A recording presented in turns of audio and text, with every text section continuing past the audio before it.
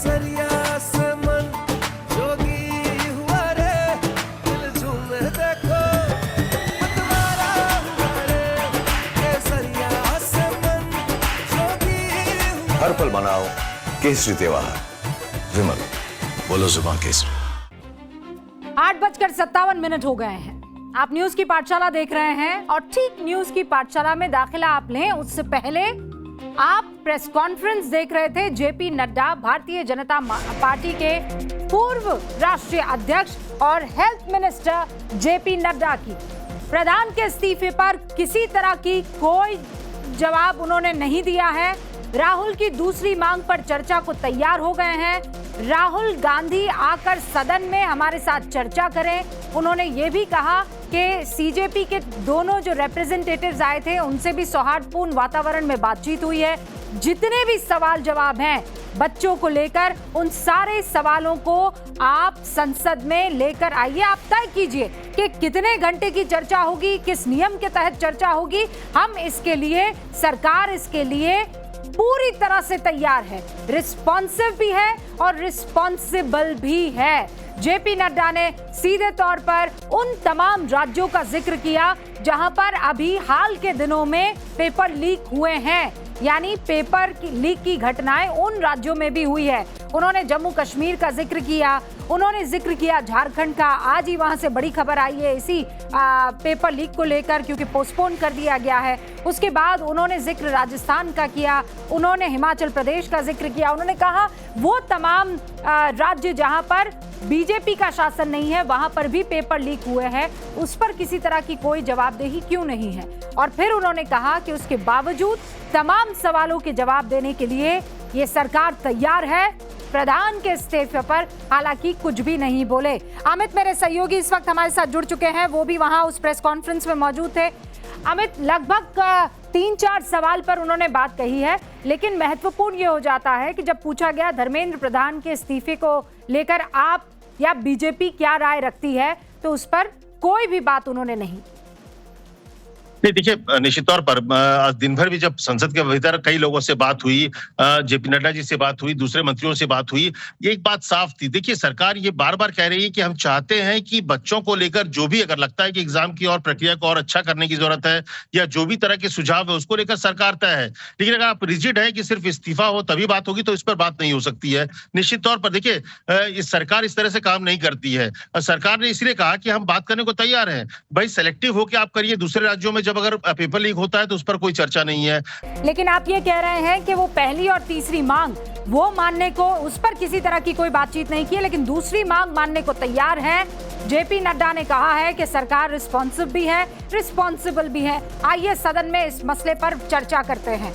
सोनम वांगचुक से भी उन्होंने मुलाकात की, आज आईसीयू में वो भर्ती है। उन्होंने कहा वहाँ भी हमारी जो बातचीत हुई, क्योंकि आईसीयू में भर्ती है, बहुत ज़्यादा देर तक हम वहाँ रुक नहीं सकते थे, लेकिन चर्चा हुई और उसके बाद उन्होंने कहा, हमने कहा अनशन तोड़ दीजिए और मुख्य धारा में ज़रा आइए, हमसे बात कीजिए। तो उन्होंने कहा कि मैं वापस इस पर आपको रिस्पॉन्ड करूंगा, मुझे सोचने का वक्त दीजिए सोनम वांगचुक को लेकर।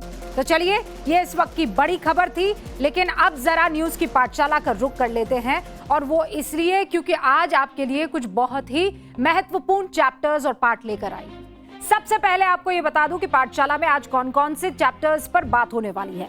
चैप्टर नंबर 1 आंदोलन के फैक्ट चेक की एक क्लास है। एक कैमरे के पीछे कई सारे कैमरे होते हैं, डू नॉट फॉरगेट।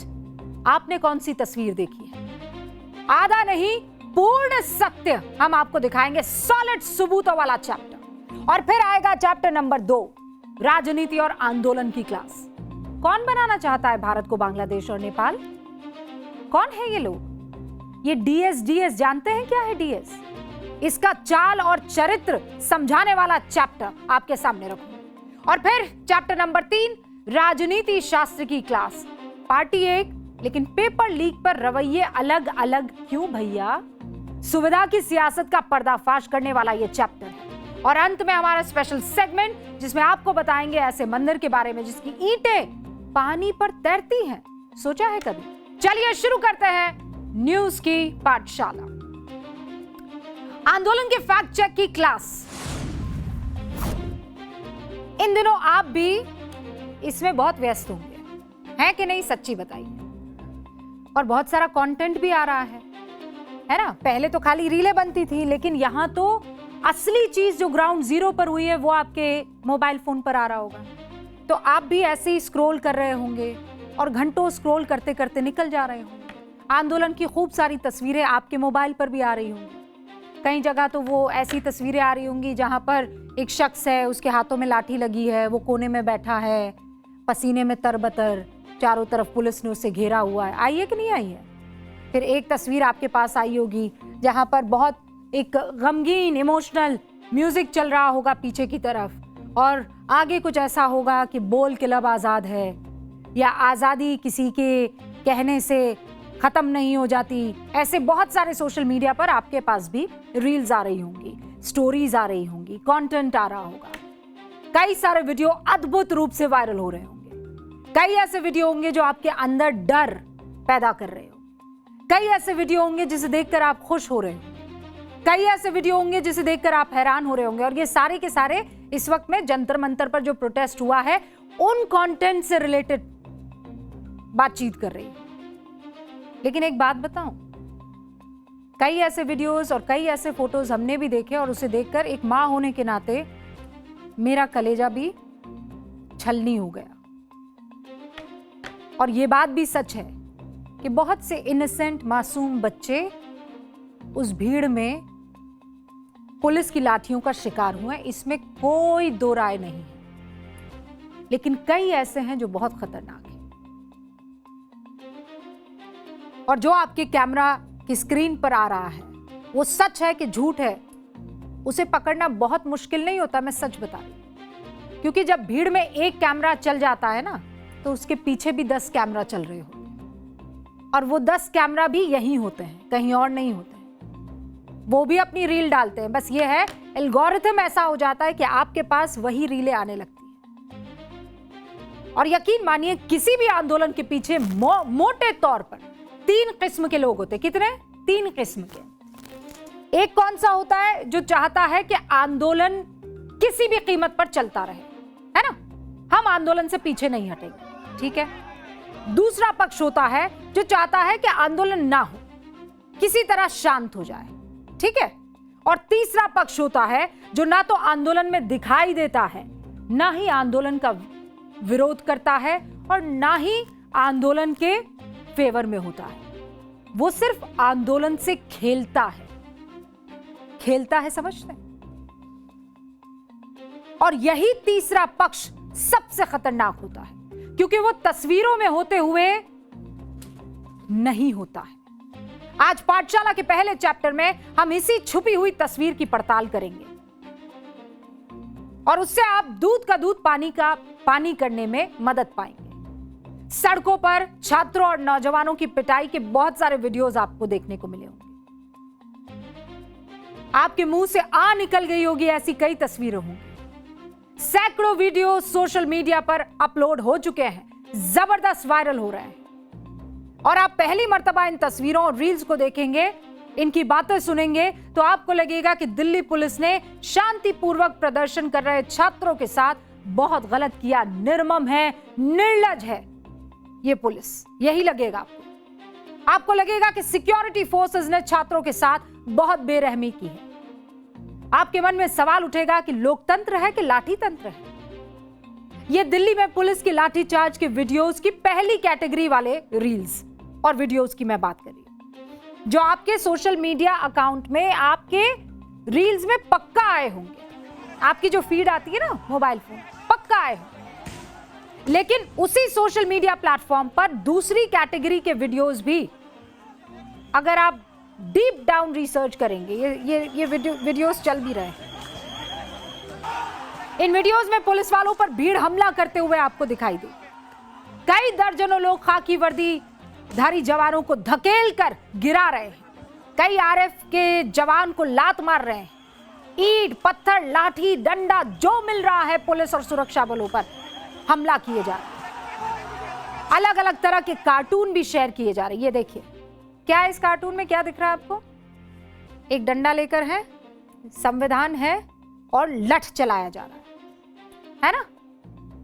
किसी कार्टून में दिखाया जा रहा है संविधान पर लाठी चलाई जा रही है, किसी कार्टून में दिखाया जा रहा है दो तरह की यूनिफॉर्म आमने सामने होगी, एक छोटी सी बच्ची आपको दिखाई दे रही है और वहां पर एक कड़ा पुलिस वाला आपको यूनिफॉर्म में दिखाई दे रहा है ना। दहल जाए कोई भी ये तस्वीर देखे थे कि मेरी मासूम बच्ची और उसके सामने वर्दीधारी सुरक्षा बल यूनिफॉर्म में और एक स्कूल यूनिफॉर्म में।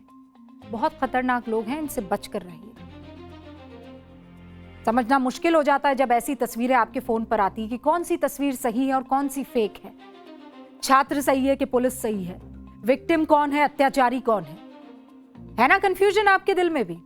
आज इस कंफ्यूजन को दूर करते हैं। दरअसल मसला यह है कि सोशल मीडिया पर ऐसी कई तस्वीरें और रील्स वायरल हो रहे हैं जो आधी अधूरी है, यानी आपको सिक्के का एक ही पहलू दिखाया जा रहा है, उसी सिक्के का दूसरा पहलू ढक दिया गया है। काटो इतना ही अंश जो आपके एजेंडे को सूट करे, ताकि आप वही देखें और वही समझें। और यह सब एक खास मकसद की वजह से किया जा रहा है। आपके अंदर वो चीज ठूसी जा रही है। आज न्यूज की पाठशाला में मैं क्रॉस चेक और फैक्ट के साथ भ्रम फैलाने वाली और एक तरफा नैरेटिव गढ़ने वाली कोशिशों का पर्दाफाश करने की कोशिश करूंगी। मैं आपको एक एक करके तस्वीर दिखाऊंगी और आधे सच के बाद उस तस्वीर का पूरा सच दिखाऊंगी। आप इस प्रैक्टिकल तैयारी के साथ और इस प्रैक्टिकल क्लास के साथ तैयार हैं? चलिए शुरू करते हैं। तस्वीर नंबर 1 दिख रही है आपको? एक तो आधा सच है, एक पूरा सच। आधा सच वाली तस्वीर देखिए, क्या दिख रहा है? पुलिस लठ मार रही है ना, लठ बुरी तरह से खदेड़ रही है एक लड़के को और लड़का रो रहा है। अब ये मारती हुई पुलिस की तस्वीरों का मैं एक शॉट ले लूं बस। पता नहीं हमने वो शॉट शायद लिया ही नहीं है। वो शॉट अगर ले लेते और स्क्रीन पर दिखाते तो समझ में आता कि क्या झूठ फैलाया जा रहा है। अब नाउ कम टू पूरा सच। यही शख्स है ना ये जो पिट रहा है यहां पर। अब ये क्यों पिट रहा है मैं आपको बताऊं। उस लड़के ने पहले पुलिस वालों पर स्प्रे किया। अब वो कौन सा स्प्रे था कोई नहीं जानता। ये देखिए स्प्रे होते हुए आपको दिखाई दे रहा है। आपके मन में भी नौजवान के लिए सिंपैथी जागी होगी, लेकिन हुक्म आधा सच देखकर मन बनाएंगे तो गड़बड़ हो जाएगी। इस शख्स ने क्या किया, अपने जेब से एक स्प्रे निकाला और पुलिस वाले वहां खड़े थे। ये बैरिकेडिंग की दूसरी तरफ खड़ा था और इसने पुलिस वालों के चेहरे पर स्प्रे कर दिया। ये कौन सा स्प्रे था हम नहीं जानते। पुलिस वाले भी स्प्रे से बचने की कोशिश करते हैं, उसे बर्दाश्त भी करते हैं। फिर एक पुलिस वाला पीछे से आता है, उस शख्स को खींच के अंदर की तरफ लाता है और फिर वही हुआ जो आपने आधा सच में देखा। अब दूसरी तस्वीर आपके सामने। ये वीडियो आधा सच की बिल्कुल मेरे यहां बगल में चल रही है। क्या दिख रहा है? एक पुलिस वाला बंदूक लेकर, ये जितने भी निहत्थे बच्चे आपको इस वक्त दिखाई दे रहे हैं, मैं छात्र ही कह रही हूं, मानकर चल रही हूं छात्र ही है, ठीक है। इन छात्रों के आगे एक गन लेकर एकदम फॉर्म में है, पोजीशन ले चुका है। अब इसकी एक फोटो क्लिक करके मैं सोशल मीडिया पर डाल दूं तो आपको क्या लगेगा कि एक पुलिस वाला निहत्थे बच्चों को शूट कर रहा है, ठीक है। ये सोशल मीडिया पर बड़ी वायरल हो रही है। आरएएफ रैपिड एक्शन फोर्स का ये जवान भीड़ पर राइफल ताने हुए दिखाई दे रहा है। वीडियो देखकर ऐसा लग रहा है जैसे ये कभी भी भीड़ पर ओपन फायर कर सकता है, लेकिन ये घटना का आधा सच है। ये क्या हो रहा है, अब पूरा सच देखिए आप। जवान कितना जिम्मेदार है ये देखिए। ये भाग रहा है जवान, इसके पीछे क्या कर रहे हैं ये लोग? भाग रहे हैं, पत्थर चला रहे हैं, उसके ऊपर अटैक करने की कोशिश कर रहे हैं। अगर आरएएफ का जवान चाहता ओपन फायर नहीं कर सकता था इनके ऊपर। इस घटना का पूरा सच देखेंगे तब आप अंदाजा लगाएंगे कि वहां पर ये जो वर्दीधारी थे वो कैसे डील कर रहे थे। मैं ये नहीं कह रही हूं कि सारे के सारे प्रोटेस्टर्स जो हैं वो इसी मकसद के साथ आए थे, लेकिन एक ऐसा तंत्र था जो वहां भीड़ में घुस चुका था और इस तरीके से काम कर रहा था। उम्मीद है कि अब आपको ये घटना पूरी तरह से समझ में आ गई होगी कि कैसे अब ये लोग काम कैसे करते हैं। इन्होंने सिर्फ वो वाली तस्वीर खींची जहां पर ये तान कर दिख रहा है। इससे पहले का मंजर कोई किसी को बताना ही नहीं चाहता, खासकर वो एजेंडाधारी। सैकड़ों की संख्या में उन्मादी भीड़ आरएफ के जवान को मारने के लिए दौड़ रही है, और जब इस जवान को लगा कि उसे भीड़ पकड़ के खदेड़ देगी, तो आत्मरक्षा में भीड़ की तरफ गन पॉइंट की, वो भी सिर्फ डराने के लिए। एक गोली नहीं चलाई। वो चाहता तो वो आत्मरक्षा में कर सकता था ना। अब बताइए, जवान की जगह कोई और होता इस हालत में तो वो क्या करता? मैं कहती आप होते तो आप क्या करते? अब आइए तस्वीर नंबर 3 पर। ये रही वो तस्वीर नंबर 3। क्या दिख रहा है आपको?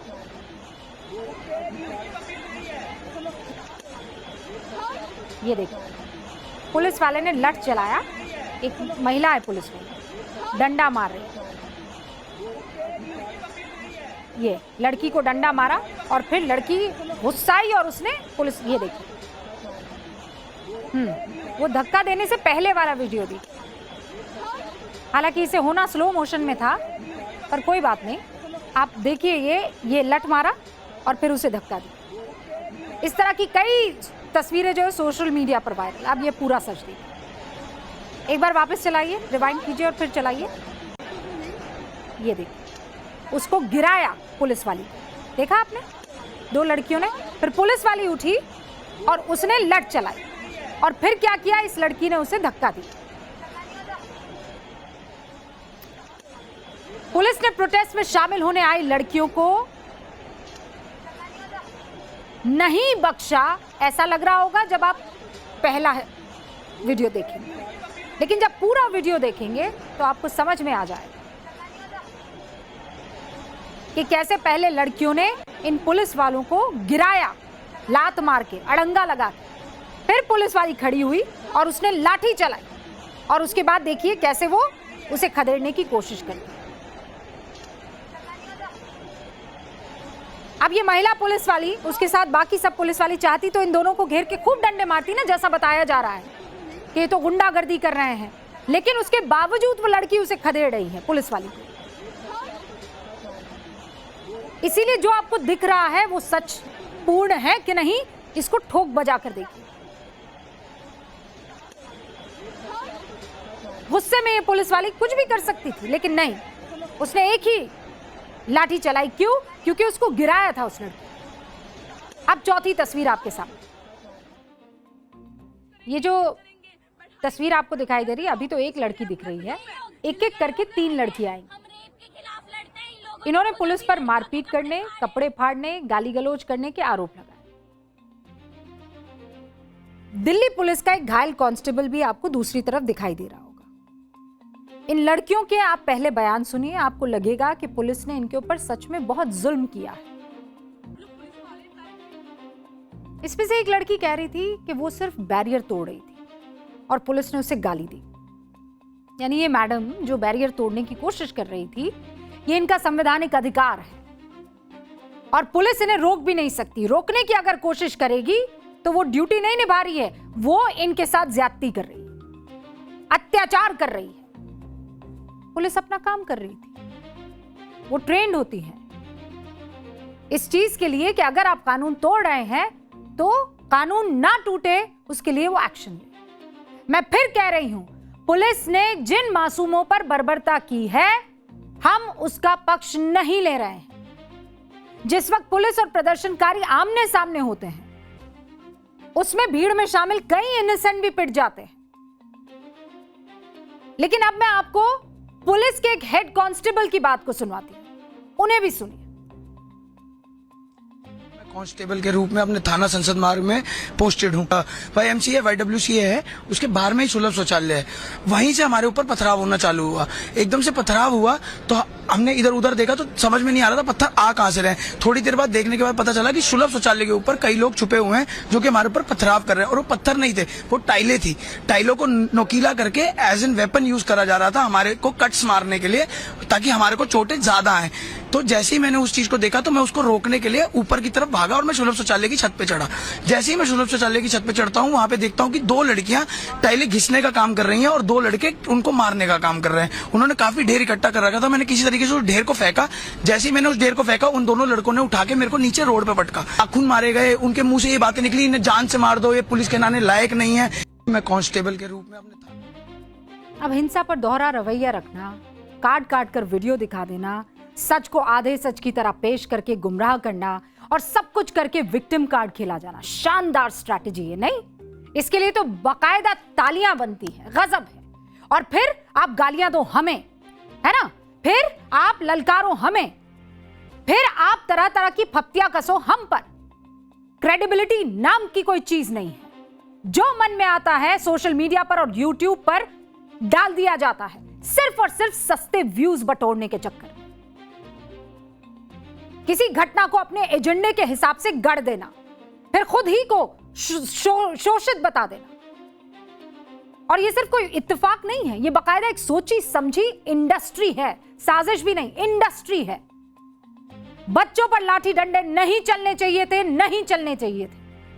किसी भी बच्चे के साथ अगर धक्का मुक्की हुई है तो गलत है, सरासर गलत है। झड़प के दौरान अगर किसी बच्चे के कपड़े फटे, अनएक्सेप्टेबल है।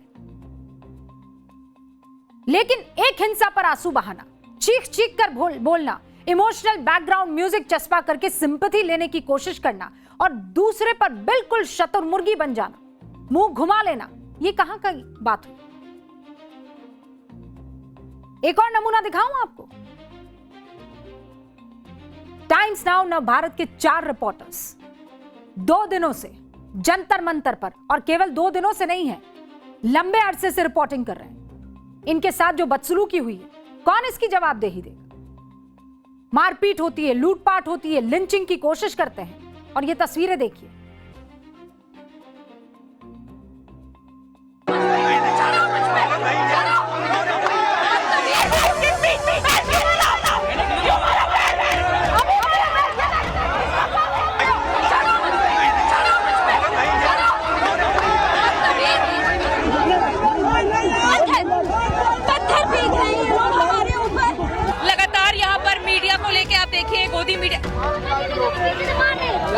भाई यहाँ से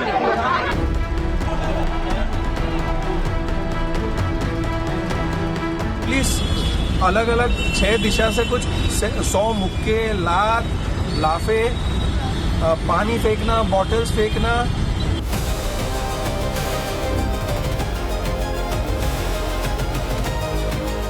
times Now. It's okay. Dev Kotak. Saurabh Das interview लेने गए थे। नहीं, सौरभ ने मुझे बुलाया। हाँ। मेरा फोन का है। हाँ। मेरा फोन का है। मिल जाएगा, मिल जाएगा, मिल जाएगा, मिल जाएगा, मिल जाएगा, फोन मिल जाएगा, फोन मिल जाएगा, चिंता मत करिए। हम इसकी जान बचा के लाए, बड़ी मुश्किल।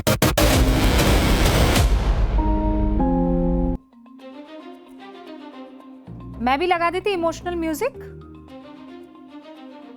मैं भी लिख देती डेमोक्रेसी खतरे में है, मैं भी लिख देती बिके हुए तमाम लोगों ने घेरा मेरे साथी पत्रकार को। सस्ते व्यूज के चक्कर में जो हरकतें, जिस तरह के यहां पर एक्शंस लिए जा रहे हैं, उसको कोई भी वाजिब नहीं ठहरा सकता। देव कोटक थे वो, मेरे साथी पत्रकार, सालों से पत्रकारिता कर रहे हैं, कई सारी स्टोरीज कवर कर चुके हैं। और कल जब ये जंतर मंतर पर प्रोटेस्ट करने गए तो इनके साथ जो हुआ वो आपसे छिपा नहीं। इन्हें मारा गया, पीटा गया, कपड़े फाड़े गए, पानी फेंका गया, बोतलें फेंकी गई, फोन, वॉलेट सब छीन लिया, चश्मा छीन लिया। और मेरे सहयोगी को पावर वाला चश्मा है, उसके बगैर उनको सब कुछ धुंधला नजर आता है। देव कहते रहे उनका चश्मा बस छोड़ दीजिए ताकि वो देख सके, लेकिन भीड़ ने हमला बंद नहीं किया। ये उसी वक्त की तस्वीर है, देव पर जब अटैक किया गया। क्या ये किसी के भाई नहीं है? किसी के बेटे नहीं हैं, किसी के दोस्त, किसी के साथी नहीं हैं। और मुझे ये ज्ञान कोई ना दे कि कुछ लोगों की वजह से, मेरी वजह से, किसी और की वजह से इनके ऊपर इस तरीके से हमला हुआ। तो फिर इस चक्कर में याद रखिएगा, कोई सड़क पर घूमने नहीं पाएगा, क्योंकि फलां को फलां की वजह से वहां सड़क पर चलने पर पीट दिया जाएगा।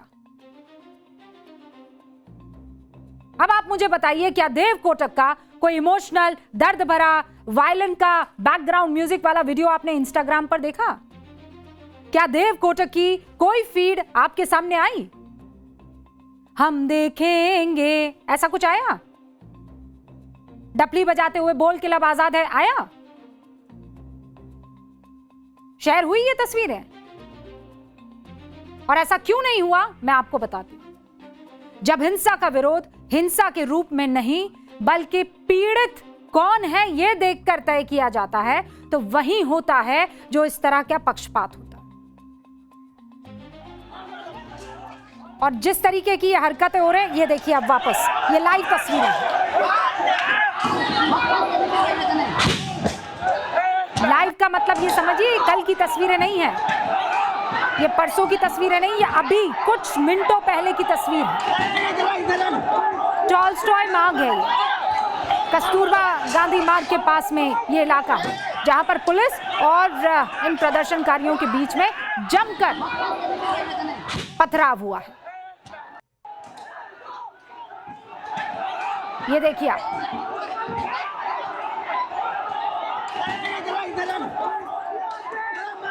अभी कुछ देर पहले प्रेस कॉन्फ्रेंस हुई, सरकार ने कहा चलिए मिल बैठकर बात करते हैं। सवाल क्या है आपके पूछिए, जवाब हम देने को तैयार हैं, रिस्पॉन्सिबल हम हैं। कौन है ये लोग? हाथ में डंडा लिए, हाथ में पत्थर लिए, पुलिस पर, वर्दीधारियों पर इस तरीके से अटैक कर रहे हैं। और अब पुलिस क्या करे? वहां खड़ी रहकर पत्थर खाए? हमारी प्रोफेशनल टीम इस वक्त क्या करे बताइए?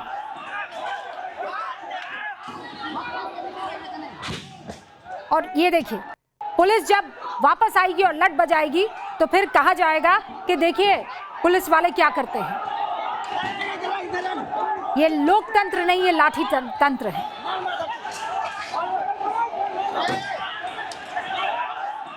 वहां पर बहुत सारे ऐसे गिद्ध होंगे जो अपने कैमरे से ये सब रिकॉर्ड कर रहे होंगे, एक एक को जूम करके। यहां होगी पुलिस की लाठी और वहां पिटता हुआ वो बच्चा, और फिर इमोशनल म्यूजिक, स्लो मोशन में वीडियो बनाए जाएंगे। जब यही भीड़ किसी पत्रकार को लिंच करती है, किसी पुलिस वाले को लिंच करती है, किसी महिला रिपोर्टर के साथ अभद्रता करती है, तब कहां गायब हो जाते हैं ये सब? तब खुद को लिबरल विचारों का शहंशाह समझने वाला ये गैंग अपनी आंखें, अपने कान, अपने मुंह को बंद कर लेता है, शतुरमुर्ग की तरह घुस जाता है मिट्टी में। ये दोहरापन अब किसी से नहीं छिपा है। जंतर मंतर पर ऑन ड्यूटी पत्रकारों पर हमला करना अचानक हुआ हादसा नहीं है, हुक्म अचानक हुआ हादसा नहीं है। जब भीड़ को लगातार ये सिखाया जाए कि जो आपकी हां में हां ना मिलाए वो आपका दुश्मन है, वो कोट इन कोट गोदी मीडिया है, तो उसका अंजाम ये लोग ऐसा ही करते हैं। क्यों? क्योंकि आप जो चाहते हैं आपके हिसाब से वो बोल नहीं रहा है। आप पीएम की गालियां अगर दे रहे हैं, हम गंदी भद्दी गालियां प्रभु राम को दे रहे हैं, तो सुनिए, मुस्कुराइए, तो आप स्वतंत्र मीडिया है। लेकिन क्रॉस क्वेश्चन कर जाएंगे कि आपका ब्लूप्रिंट क्या है, आप अनशन क्यों नहीं कर रहे हैं, सोनम वांगचुक की अनशन पर क्यों बैठे हैं, तो आप गोदी मीडिया है। आज भी सीजेपी के प्रवक्ता यही दोहरा रहे हैं कि 20 जुलाई को जो हुआ वो तो सिर्फ ट्रेलर था। अब इसे क्या माना जाए? बयान माना जाए कि धमकी माने जाए? सीधा सवाल यह है कि जान तो हर इंसान की कीमती है ना? पत्रकारों की सुरक्षा, उनकी गरिमा, उनका जीवन किसी राजनीतिक नैरेटिव से छोटा है? बिल्कुल नहीं। जो कुछ भी पत्रकारों के साथ वहां पर किया जा रहा है, उससे इस आंदोलन की साख खत्म हो रही है और कुछ नहीं। एक तरफ जो आपसे बात करने आ रहे हैं, जो आपके मुद्दे अपने कैमरे में कैद करने के लिए आ रहे हैं, आपकी बात जनता तक रखने आ रहे हैं, उनके साथ मारपीट कर रहे हैं, बदसलूकी कर रहे हैं। और फिर आप चाहते हैं कि सरकार आपसे बात करे, जंतर मंतर पर आए। सरकार कहती है कि आइए मुद्दे को सुलझाइए, तो कहते नहीं, जहां हमने तंबू सेट किया है वहीं पर आना पड़ेगा। और ये सब करने के बाद अभिजीत दीपके नई वार्निंग जारी कर देते हैं, शर्तें मान लो वरना बड़ा कॉल लेंगे। क्या बड़ा कॉल लेंगे बताइए, क्लियर कीजिए, कौन सा बड़ा कॉल लेंगे आप? ये धमकी नहीं है। जब एक आंदोलन अपनी विश्वसनीयता खो देता है, जब उसके पास तर्कों का अकाल पड़ जाता है, तो वो हिंसा, धमकियों और पत्रकारों पर हमलों का सहारा लेने लगता है। एक तरफ पत्रकारों पर हमला, दूसरी तरफ सीजेपी की सो कॉल्ड लीडरशिप खुद बॉडीगार्ड लेकर चल रही है। जब साथ देने की बारी थी तब आप नदारद थे, अब तो आप ही के साथ ही गिना रहे हैं कि ब्रेड पकौड़ा खा रहे थे, मेरे बर्गर खाने पर मिर्ची लग गई। जब भीड़ का हीरो बनने की बारी आती है तो बॉडीगार्ड अगल बगल बुला देते हैं। जो विपक्ष सीजेपी के इस प्रोटेस्ट को फ्यूल बनाकर संसद में अपनी राजनीतिक रोटियां सेक रहा है, उनसे जब पत्रकारों पर हुए अटैक पर सवाल किया जाता है तो सुनिए जवाब क्या मिलता है, और सुनिएगा जरूर आप। कीर्ति जी, पर बच्चे भी तो हैं जिन्होंने रिपोर्टर्स पे अटैक किया, हमारे एक रिपोर्टर को पीटा, उसको रॉब भी किया, असॉल्ट भी किया। आपको लगता है वो वायलेंस ठीक था? नहीं, ऐसा कीजिए ना, आप लोग भी सच्चाई दिखा दिया कीजिए, तो फिर कभी कोई आप लोग के ऊपर। आरएएफ ने भी अटैक किया, आरएएफ पे अटैक हुआ कल, आरएएफ पे, और पुलिस ने एफआईआर दर्ज कर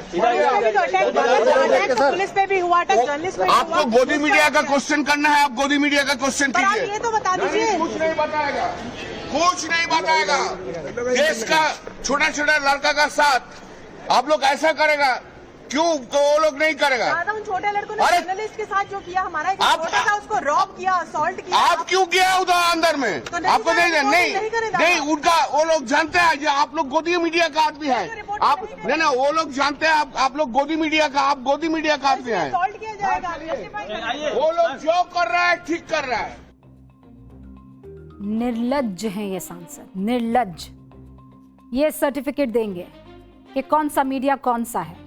इसका मतलब ये लेजिटिमाइज कर रहे हैं कि जो इनके साइड वाला मीडिया है कभी उधर साइड या इधर साइड चला जाए तो वो गया ही क्यों, वरना उसका तो पिटाई हो जाएगा। वाह कल्याण बनर्जी, वाह। आज ही महिला सांसदों पर अभद्र टिप्पणी करने के लिए इन्हें पूरे सत्र से निलंबित किया गया है। ये बताएंगे, ये कह रहे हैं जो पत्रकारों के साथ हुआ वो सही हुआ। सांसद महोदय, अगर हिंसा को जायज ठहराने के लिए ये कुतर्क करना पड़े तो आई एम सॉरी, शेमफुल। फिर बंगाल में जो आपके नेताओं के साथ हो रहा है, जो अंडा ट्रीटमेंट आपको मिल रहा है, घरों से बाहर नहीं निकल पा रहे हैं, भीड़ के हत्थे चढ़ जा रहे हैं, आप ही के तर्क से मुझे बताइए वो ठीक है कि गलत है? मेरी उन तमाम युवाओं से गुजारिश है, इंस्टाग्राम या किसी भी सोशल मीडिया प्लेटफॉर्म पर डूम स्क्रॉलिंग करते हुए ये हमेशा याद रखिएगा, ये 30 सेकंड की रील आपको सिर्फ वही दिखाती है जो आप सोच रहे हैं, जो दिखाने वाला सोच रहा है कि आप देखें। जो दिखाने वाला आपको दिखाना चाहता है वही आप देख रहे हैं। आधा सच झूठ से भी ज्यादा खतरनाक। किसी एक वीडियो को देखकर अपनी राय बना लेना अपने दिमाग की चाबी किसी एल्गोरिथम के हाथ में थमा देने जैसा है। अगली बार जब कोई रील देखकर आपको गुस्सा आ जाए, खून खौले, आंखें भर आए, तो बस 5 सेकंड रुकिएगा और पूछिएगा, क्या आपको पूर्ण सच मालूम है?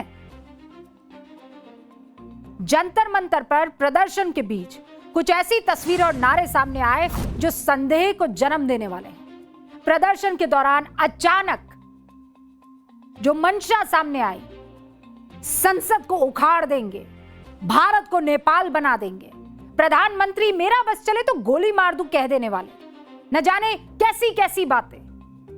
ऐसी बातें कोई आम छात्र नहीं कर सकता है। ऐसी बातें नीट की परीक्षा में जाने वाला, उसे अटेम्प्ट करने वाला छात्र कह दे, ये मैं मान ही नहीं सकती। ये बातें उस मानसिकता का उदाहरण है जो दिखाती है कि कैसे देश के प्रधानमंत्री के खिलाफ नफरत का एक जहर बोया जा रहा है। जिसे माइक मिला उसने बिना किसी तथ्य के, बगैर किसी आंकड़े के आरोप लगाना शुरू कर दिया, अभद्र बातें कहना शुरू कर दिया।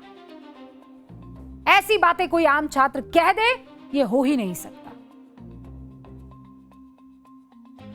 और इसीलिए मैं आपको कुछ डिटेल आंकड़े देना चाहती हूं, जिससे आपको भी क्लियर हो सके कि कहां हम खड़े हैं और असलियत क्या है। बोर्ड बाबू को प्रणाम कर दीजिए भैया।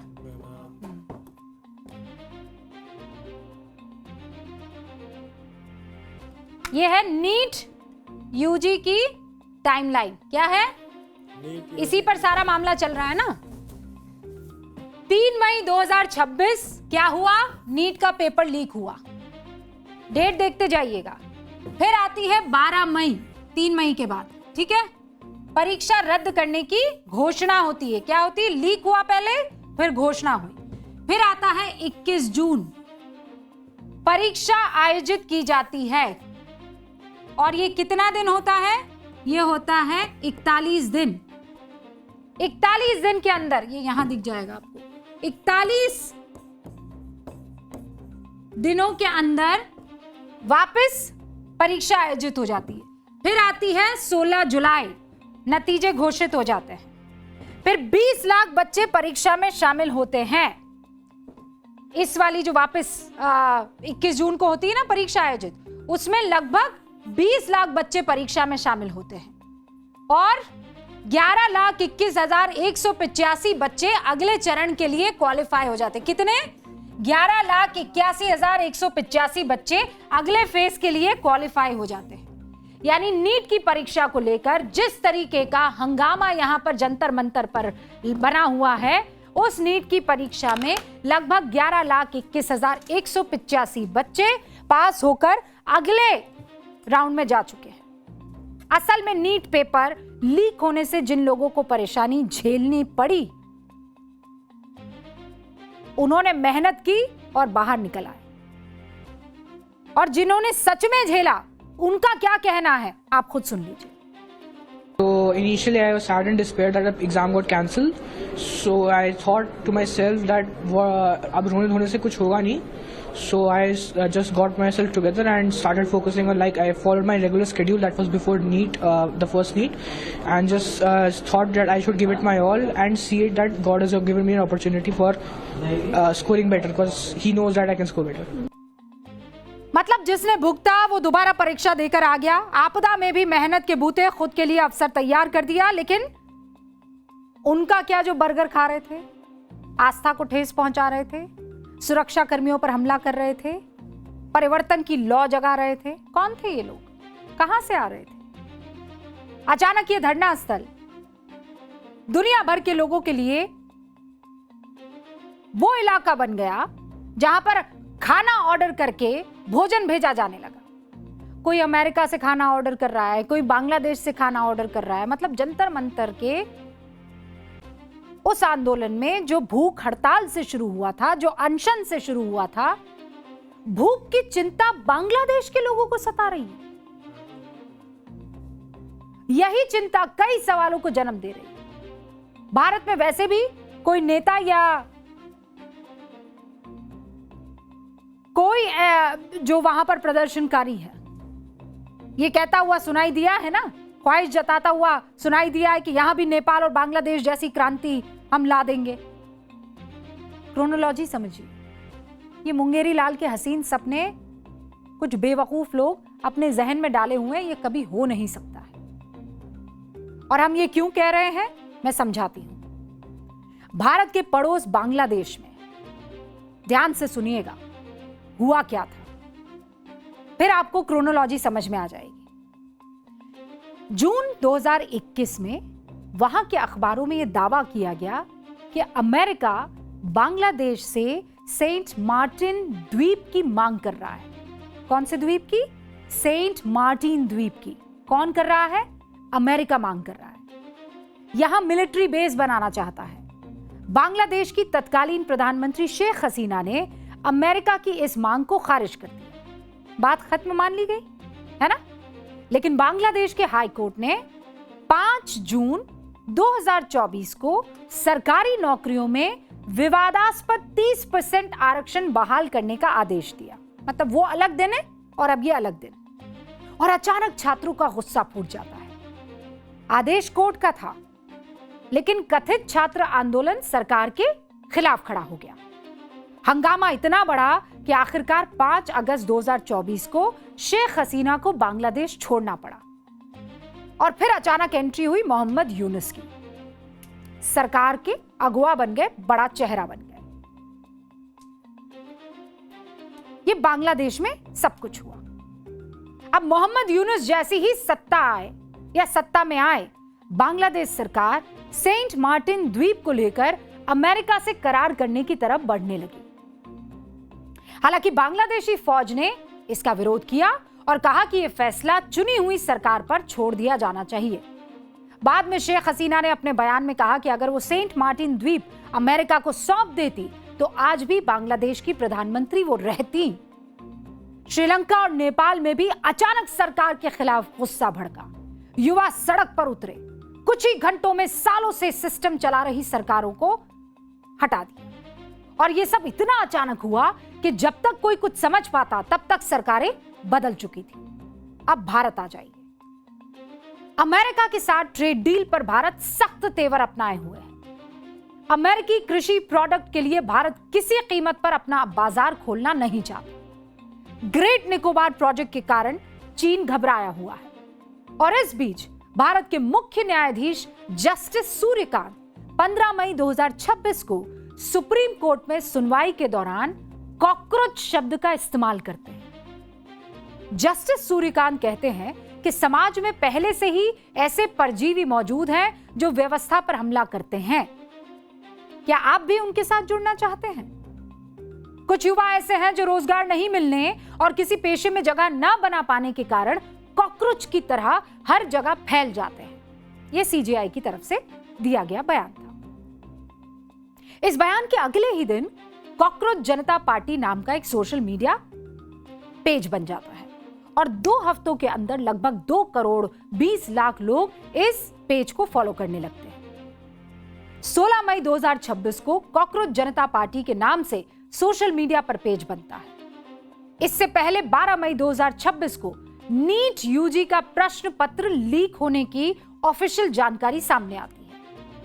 पेपर लीक की जानकारी सामने आने के 48वें दिन कॉकरोच जनता पार्टी के बैनर तले सोनम वांगचुक अनशन नहीं था, वो अनशन था। अनशन शुरू करते हैं और अनशन शुरू होने से ठीक 23वें दिन दिल्ली में उग्र भीड़, मतलब वो अनशन शुरू हुआ उसके 23वें दिन दिल्ली में उग्र भीड़ संसद की तरफ बढ़ती है। शुरू में वो उग्र नहीं होती है, अलग अलग जगह से छात्र आते हैं, बच्चे आते हैं, लेकिन अचानक बीच में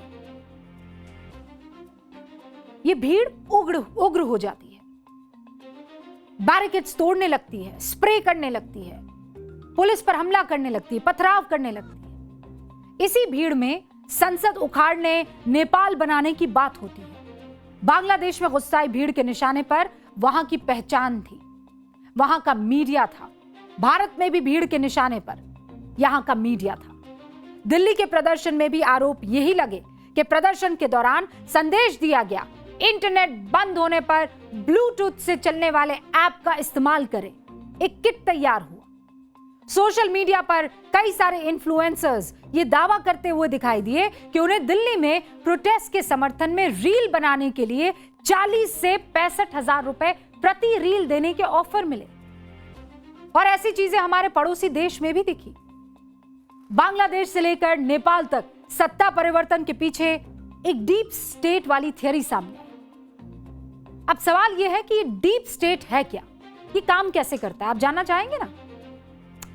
डीप स्टेट गेम्स नाम की एक किताब है।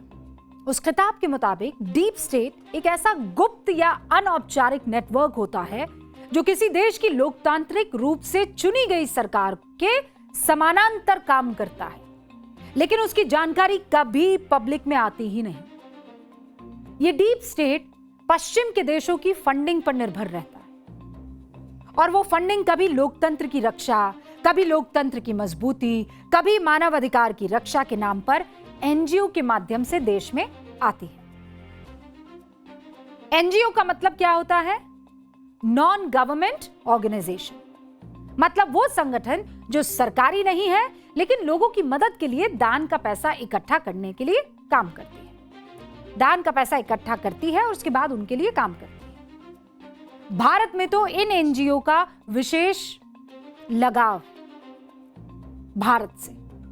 देश में आज की तारीख में 37 लाख एनजीओ, कितने? 37 लाख, जिनमें से विदेश से दान लेने के लिए बने एफसीआरए कानून के मुताबिक 16,000 रजिस्टर्ड एनजीओ हैं, जिसे हर साल 22,000 करोड़ रुपए विदेशों से दान मिलता है। अब सरकार विदेश से आ रही इसी 22,000 करोड़ रुपए पर नजर रखने के लिए एफसीआरए कानून को कड़ा कर रही है। नए एफसीआरए कानून में विदेशी चंदों से बनी संपत्तियां एनजीओ खत्म होने के बाद सरकार के कंट्रोल में आ जाएंगी। यानी कोई भी संपत्ति जो विदेशी चंदे से बनी है उसे सरकार तब अपने कंट्रोल में ले सकती है जब एनजीओ का रजिस्ट्रेशन रद्द हो जाए या एनजीओ अपना रजिस्ट्रेशन सरेंडर कर दे और यह ना बता पाए कि उसके अकाउंट में ये फला पैसा कहां से आया और यहां से अगर आया तो ये गया कहां। सरकार के इस फैसले का विरोध देखने को अब तक मिल चुका है। तमाम पॉलिटिकल पार्टियां एफसीआरए एक्ट का विरोध करती हुई दिखाई दी है, बहुत सी, और इसे एनजीओ पर उसने हमला भी बताया है। और यह तो बहुत पहले से कहा जाने लगा था कि हिंदुस्तान की तरक्की बहुत से लोगों को पसंद नहीं आ रही है। और यह कहते हुए हम यह भी नहीं भूल रहे हैं कि परीक्षा के पेपर्स अगर लीक हो रहे हैं तो सिस्टम में दीमक तो लगी है। सोचा है कभी, भारत में अनेकों ऐसे मंदिर हैं जिनके प्लानिंग को अगर आप देखेंगे, डिजाइन को आप देखेंगे तो दुनिया के बड़े बड़े अजूबों को भूल जाएंगे। सोचा है कभी? एक ऐसा मंदिर आज आपको दिखाती हूं जिसकी ईंटें पानी पर तैरती हैं। सच बता रही। तेलंगाना के मुलुगु जिले में भगवान शिव का एक मंदिर है, रामप्पा। 13वीं सदी का यह मंदिर है और यूनेस्को की विश्व धरोहर की सूची में यह है। पूरे भारत का अकेला ऐसा मंदिर है जिसका नाम किसी भगवान या किसी राजा के नाम पर नहीं है। पता है किसके नाम पर है? इसे बनाने वाले मुख्य शिल्पकार रामप्पा के नाम पर, इसीलिए इसे रामप्पा का मंदिर कहा जाता है। लेकिन इस मंदिर का असली जादू पता है क्या है? इसे बनाने का तरीका। मंदिरों को जिन भारी पत्थरों से बनाया जाता है वो पानी में डूब जाते हैं, है ना? लेकिन रामप्पा मंदिर का शिखर जिन ईंटों से बना है वो इतनी हल्की है कि पानी में डूबने की बजाय वो तैरने लगती है। पता है क्यों? डेंसिटी की वजह से। इन ईंटों की डेंसिटी पानी की डेंसिटी से कम है। अब ऐसा भला क्यों? क्योंकि मिट्टी में बबूल की लकड़ी, भूसी, हरड़ के मिश्रण का इस्तेमाल करके इन ईंटों को बनाया गया और ये ईंटें बन गई स्पॉन्ज जैसी हल्की लेकिन चट्टान की तरह मजबूत। मंदिर के मुख्य मंडप में काले बेसाल्ट पत्थरों को तराशा गया है। जब आप इन खंभों के खास बिंदु पर जाकर थपथपाते हैं तो यहां से आवाज आती है सारेगामा पा की। इसी अद्भुत कारीगरी को देखकर मशहूर इटालियन यात्री है मार्को पोलो। जब इस मंदिर को देखा तो भैया हैरान हो गए और कहा कि मंदिरों की आकाश गंगा का सबसे चमकीला तारा है रामप्पा मंदिर। चलिए भाई, हम भी घंटी बजा देते हैं। हमें अब इजाजत दीजिए। कल आपसे फिर मुलाकात होगी 8:50 में। फिलहाल जाना होगा, लेकिन कहाँ मिलेंगे कल? न्यूज की पाठशाला में। न्यूज की पाठशाला में 8:50। नमस्कार।